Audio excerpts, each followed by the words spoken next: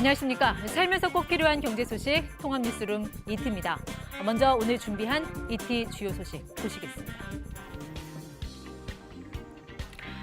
국내 반도체 시장에 대형 변수들이 잇따르고 있습니다. 미국의 중국 화웨이 제재안 결국 발효됐고요. 반도체 업계 사상 최대 인수 합병 소식도 들어와 있습니다. 잠시 뒤에 전해드리겠습니다. 요즘 관심들 많은 이 전기차. 오늘 이티는 이 차의 배터리에 주목해볼까 합니다. 쓰고 남은 배터리가 숨은 보석이 된다는데 그 이유가 뭔지 이티 인사이트에서 짚어보겠습니다. 자, 한때 이 빨래판에 옷을 비벼서 손빨래 했던 적이 있었죠. 오늘 호모 이코노미쿠스 보시면 격세지감 느끼실 겁니다. 가사 노동시장에 혁신을 몰고 온 모바일 세탁 서비스 잠시 뒤 만나보겠습니다. 오늘 하루 가장 관심을 끈 경제계 소식 전하는 이티 탑3입니다. 첫 주제 보시겠습니다.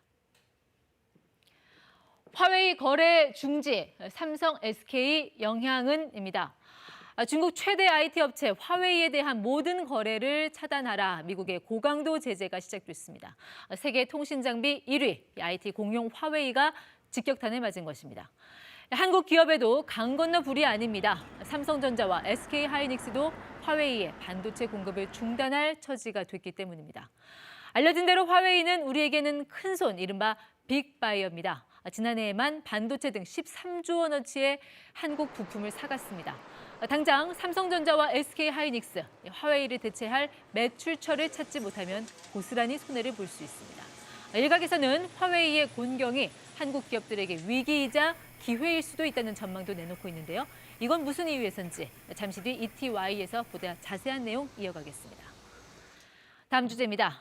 인천, 우한, 하늘길 재개, 베이징은 언제입니다.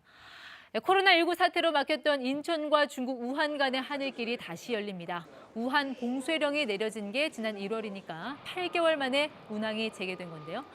티웨이 항공이 16일부터 주 1회 우한행 비행기를 띄웁니다. 관건은 방역입니다. 우선 3주간 추이를 지켜보고 해당 노선에서 확진자가 나오지 않는다면 한 편씩 운항 횟수를 늘릴 계획입니다. 오늘 24일에는 인천과 하얼빈을 잇는 정기 항공 노선편도 재개될 것으로 보입니다. 그런데 중국 수도 베이징, 일부 국가들에 대해서는 직항 운항을 허가했는데 아직까지 우리나라는 포함시키지 않았습니다. 다음 주제입니다. 주고 싶은 선물은 신선식품, 가장 받고 싶은 선물은 입니다.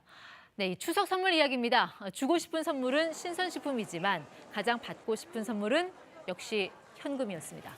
한 온라인 쇼핑몰이 고객 700명을 대상으로 조사한 결과인데요. 어떤 선물을 주고 싶냐는 질문엔 한우 등 신선식품이 1위, 그리고 건강기능식품 등이 뒤를 이었습니다. 그렇다면 받고 싶은 선물은 뭐냐? 1위는 현금. 여기에 상품권료까지 합치면 전체 응답자의 43.5%가 현금성 선물을 선호하는 것으로 조사됐습니다. 지금까지 탑3였습니다.